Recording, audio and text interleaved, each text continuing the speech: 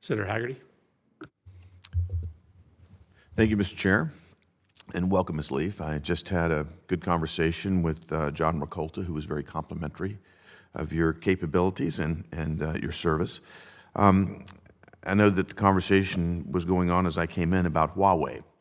I share concerns with my colleagues about that institution and many like it that are operated by the CCP. In fact, in my previous job as ambassador to Japan, I spent a great deal of time working to get Huawei out of the Japanese telecom carriers and getting the Japanese government to agree to have a clean network. It's not inexpensive, it's a lot of hard work, but it's terribly important. At the same time, in the Middle East, the Chinese Communist Party continues to expand their digital Silk Road with companies like Huawei, expanding systems that connect China with the Middle East, with Africa, and beyond. And I am very concerned about the undersea cables that they are laying, again, with these Chinese systems that make them vulnerable to exploitation. And we have, I think, a very big concern with one of them that I'm sure you're aware of. It's the cable that connects Pakistan and East Africa together with Europe. It's known as the Peace Undersea Cable. The Peace Cable travels overland from China to Pakistan. Then it runs from both Karachi, Pakistan, and the Chinese-built Pakistani port of Gwadar to stretch out undersea to various points in East Asia, Egypt, and Europe before terminating in the south of France. Huawei is all over this so-called Peace Undersea Cable. And I'm very concerned about any ability of the CCP to cut it, to disrupt it, to divert it, to monitor information that our allies might be using.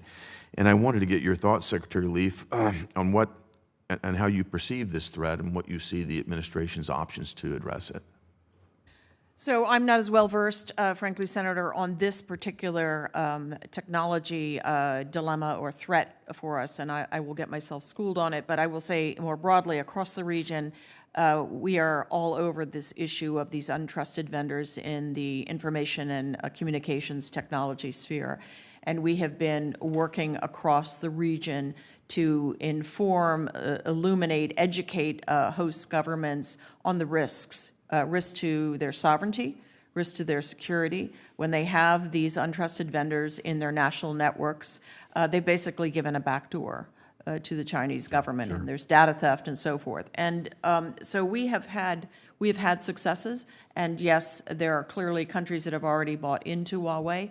And I remember a couple of years ago, this same sort of argumentation with the UK, this belief they had at that time that they could firewall things. And I think people have begun to understand this risk.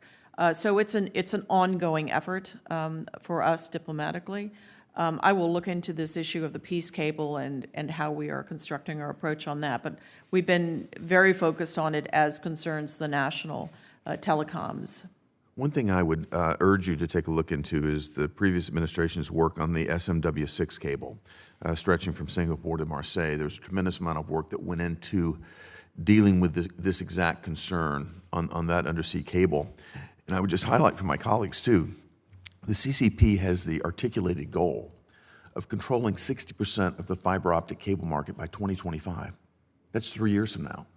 And they're going to control it with their own technology, with technologies that we know we should be deeply concerned about. So I would very much appreciate your digging into that, Secretary Leaf, and to have a further conversation about that as you learn more. And again, look at the example of SMW6 as perhaps a way that the administration might choose to deal with this. I will do so. Let me turn next to the strategic cooperation agreement between Iran and China that was signed in March of 2021. It's coming to fruition now. Iran has increasingly turned its sights toward China in search of diplomatic, economic, and technological support. And this agreement reportedly includes economic, military, and cybersecurity cooperation. And according to the New York Times, the agreement calls for joint training and exercises, joint research and weapons development, and intelligence sharing. All of this to fight the lopsided battle with terrorism, drug and human trafficking, and cross-border crimes. The deepening cooperation between these two authoritarian regimes potentially gives China a significant foothold in the Middle East. Secretary Leaf, do you agree that this sort of long-term strategic agreement that China struck with Iran poses a significant threat for the United States and our national security interest. And again, I'd like to get your thoughts on what we might do to counter that threat. Oh, most certainly, this is a very unwelcome turn of events. It's not surprising entirely. The regime in Tehran is itself so supremely isolated, and not just because of our sanctions. It's isolated because of its own actions, its own predatory, destructive behavior within its near abroad as well as the larger region. So it has, members of the regime have long sort of flirted with the idea that simply turning east, as it were, would allow them to evade all these problems. And so that's the logic of the engagement. And for China, of course, China takes an approach. It has, I think, 5 such strategic partnerships, and obviously, to the degree to which Tehran feels it has this anchor in a great power, it doesn't bode well. It's certainly an issue of concern, and what we have to do is, again, the hard diplomatic work, the defense work, the security cooperation, intel cooperation with all of those neighbors, but not just the Gulf countries. I mean, this was the logic of the president's visit, going to Israel, meeting with the GCC plus Iraq, Jordan, Egypt, really demonstrating, again, U.S. leadership and a sort of an affirmative and collaborative leadership with these countries on the range of issues.